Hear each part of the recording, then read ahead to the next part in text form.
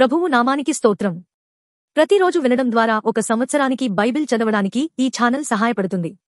Please subscribe and support. హృదయపూర్వక ధన్యవాదాలు. నేటి వేద భాగం యెషయా గ్రంథము 55వ అధ్యాయం. దప్పిగొనిన వారలారా, నీళ్ల యొద్దకు రండి. రోకల లేని వారలారా, మీరు వచ్చి కొని భోజనము చేయుడి. రండి, రోకలు లేకపోయినను ఏమీయూ నీయకయే ద్రాక్షారసమును పాలను కొనుడి. ఆహారము కాని దాని కొరకు మీరేలా రోకలిచ్చెదరు? సంతుష్టి కలుగజేయని దాని కొరకు మీ కష్టార్జితమును ఎందుకు వ్యయపరిచెదరు? నా మాట జాగ్రత్తగా ఆలకించి మంచి పదార్థము భుజించుడి. మీ ప్రాణము సారమైన దానియందు సుఖింపనీయుడి. చెవియొగ్గి నా యొద్దకు రండి. మీరు వినిన ఎడల మీరు బ్రతుకుదురు. నేను మీతో నిత్య నిబంధన చేసెదను. దావీదు నాకు చూపిన శాశ్వత కృపను మీకు చూపుదును. ఇదిగో, జనములకు సాక్షిగా అతని నియమించితిని. జనములకు రాజుగాను అధిపతిగాను అతని నియమించితిని. నీ వెరుగని జనులను నీవు పిలిచెదవు. నిన్నెరుగని జనులు యెహోవా నిన్ను మహిమపరచగా చూచి, నీ దేవుడైన యెహోవాను బట్టి, ఇశ్రాయేలు పరిశుద్ధ దేవుని బట్టి నీ యొద్దకు పరిగెత్తి వచ్చెదరు. యెహోవా మీకు దొరకు కాలమునందు ఆయనను వెదుకుడి. ఆయన సమీపములో ఉండగా ఆయనను వేడుకొనుడి. భక్తిహీనులు తమ మార్గమును విడువవలెను. దుష్టులు తమ తలంపులను మానవలెను. వారు యెహోవా వైపు తిరిగిన ఎడల ఆయన వారి యందు జాలిపడును. వారు మన దేవుని వైపు తిరిగిన ఎడల ఆయన బహుగా క్షమించును. నా తలంపులు మీ తలంపుల వంటివి కావు, మీ త్రోవలు నా త్రోవల వంటివి కావు. ఇదే యెహోవా వాక్కు. ఆకాశములు భూమికి పైన ఎంత ఎత్తుగా ఉన్నవో, మీ మార్గముల కంటే నా మార్గములు, మీ తలంపుల కంటే నా తలంపులు అంత ఎత్తుగా ఉన్నవి. వర్షమును హిమమును ఆకాశము నుండి వచ్చి అక్కడికి ఏలాగు మరలక భూమిని తడిపి విత్తువానికి విత్తనమును, భుజించువానికి ఆహారమును కలుగటకై అది చిగిర్చి వర్ధిల్లునట్లు చేయునో, అలాగే నా నోట నుండి వచ్చు వచనమును ఉండును. నిష్ఫలముగా నా యొద్దకు మరలక అది నాకు అనుకూలమైన దాన్ని నెరవేర్చును. నేను పంపిన కార్యమును సఫలము చేయును. మీరు సంతోషముగా బయలు వెళ్ళుదురు. సమాధానము పొంది తోడుకొని పోబడుదురు. మీ ఎదుట పర్వతములను మెట్టలను సంగీతనాదము చేయును. పొలములోని చెట్లన్నీయూ చప్పట్లు కొట్టును. ముండ్ల చెట్లకు బదులుగా దేవదారు వృక్షములు మొలుచును. దురదగొండి చెట్లకు బదులుగా కొంజి వృక్షములు ఎదుగును. అది యెహోవాకు ఖ్యాతిగాను ఆయనకు కొట్టివేయబడని నిత్యమైన జ్ఞాపక సూచనగాను ఉండును. యెషయా గ్రంథము 56వ అధ్యాయం. యెహోవా ఇలాగు సెలవిచ్చుచున్నాడు. నా రక్షణ వచ్చుటకు సిద్ధముగా ఉన్నది. నా నీతి వెల్లడి ఎగుటకు సిద్ధముగా ఉన్నది. న్యాయవిధిని అనుసరించుడి, నీతిని అనుసరించి నడుచుకొనుడి. నేను నియమించిన విశ్రాంతి దినమును అపవిత్రపరచకుండా దానిని అనుసరించుచు ఏ కీడు చేయకుండా తన చేతిని బెగబట్టువాడు ధన్యుడు. ఆ ప్రకారము చేసి దాని రూఢిగా గైకొను నరుడు ధన్యుడు.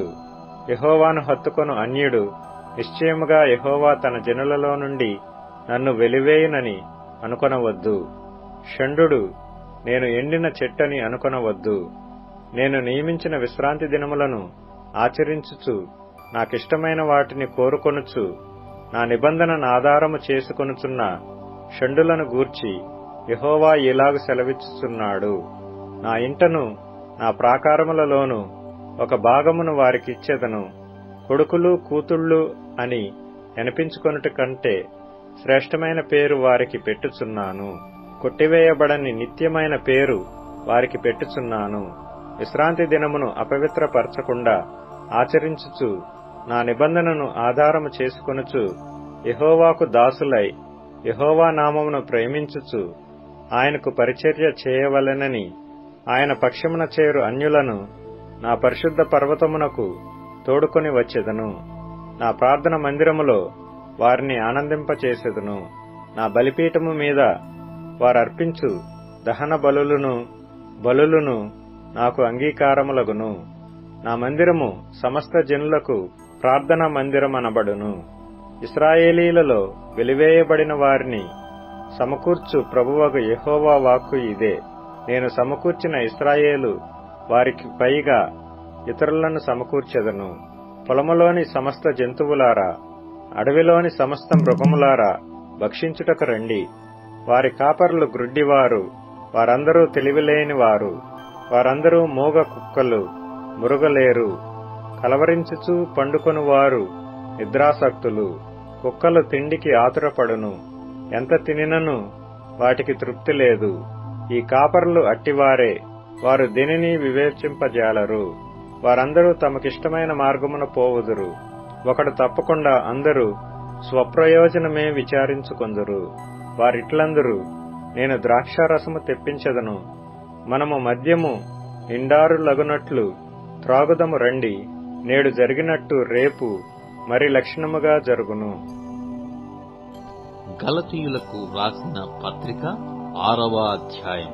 సహోదరులారా, ఒకడు ఏ తప్పితములోనైనను చిక్కుకొనిన ఎడల ఆత్మ సంబంధులైన మీలో ప్రతివాడు తానును శోధింపబడునేమో అని తన విషయమై చూచుకొనుచు సాత్వికమైన మనస్సుతో అట్టివానిని మంచి దారికి తీసుకుని రావలెను.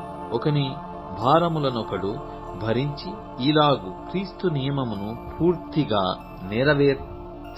నెరవేర్చుడి. ఎవడైనను వట్టివాడయ్యుండి తాను ఎన్నికైన వాడనని ఎంచుకొనిన ఎడల తన్ను తానే మోసపరుచుకొను. ప్రతివాడును తాను చేయు పనిని పరీక్షించి చూచుకొనవలెను. అప్పుడు ఇతరుని బట్టి కాక తనను బట్టియే అతనికి అతిశయము కలుగును. ప్రతివాడును తన బరువు తానే భరించుకొనవలెను గదా. వాక్యోపదేశము పొందువాడు ఉపదేశించు వానికి మంచి పదార్థములన్నిటిలో భాగమియ్యవలెను. మోసపోకుడి, దేవుడు వెక్కిరింపబడడు. మనుషుడు ఏమి విత్తునో ఆ పంటనే కోయును. ఎలాగనగా తన శరీర ఇచ్ఛలను బట్టి విత్తువాడు తన శరీరము నుండి క్షయమను పంట కోయును. ఆత్మను బట్టి విత్తువాడు ఆత్మ నుండి నిత్యజీవమను పంటను కోయును. మనము మేలు చేయుట యందు విసుకక యుందము.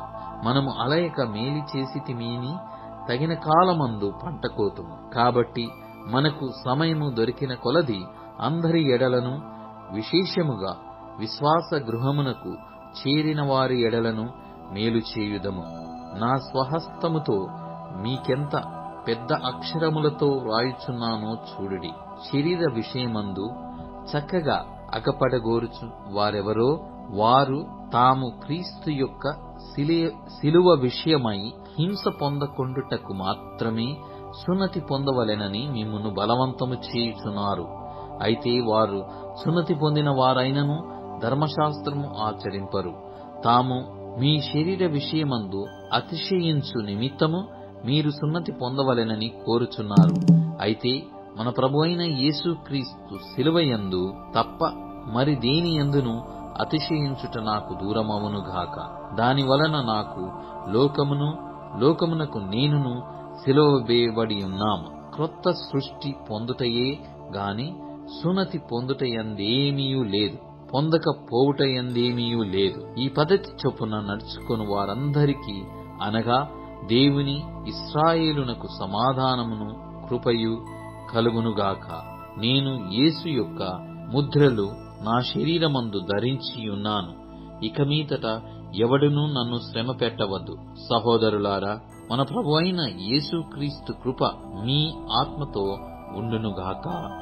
ఆమేన్. కీర్తనల గ్రంథం 87వ కీర్తన. ఆయన పట్టణపు పునాది పరిశుద్ధ పర్వతముల మీద వేయబడియున్నది. యాకోబు నివాసములన్నిటికంటే సియోను గుమ్మములు యెహోవాకు ప్రియములయ్యున్నవి. దేవుని పట్టణమా, మనుషులు నిన్ను గూర్చి మిక్కిలి గొప్ప సంగతులు చెప్పుకొందురు. రహబును ఐగుప్తు బబులోనును నాకు పరిచయులని నేను తెలియజెప్పుచున్నాను. ఫిలిష్తియా, తూరు, కూషులను చూడుము, వీరు అచ్చట జన్మించిరని ఎందురు. ప్రతి జనము దానిలోనే జన్మించెననియు సర్వోన్నతుడు తానే దాని స్థిరపరచెననియు సియోనును గూర్చి చెప్పుకొందురు. యెహోవా జనముల సంఖ్య వ్రాయుచున్నప్పుడు ఈ జనము అక్కడ జన్మించెనని సెలవిచ్చెను. పాటలు పాడుచు వాద్యములు వాయించుచు మా ఊటలన్నీయు నీయందే యున్నవని వారందరూ. ఇప్పుడు tune in, Spotify, Amazon music మరియు యూట్యూబ్ మ్యూజిక్ లో కూడా అందుబాటులో ఉంది. Please follow us.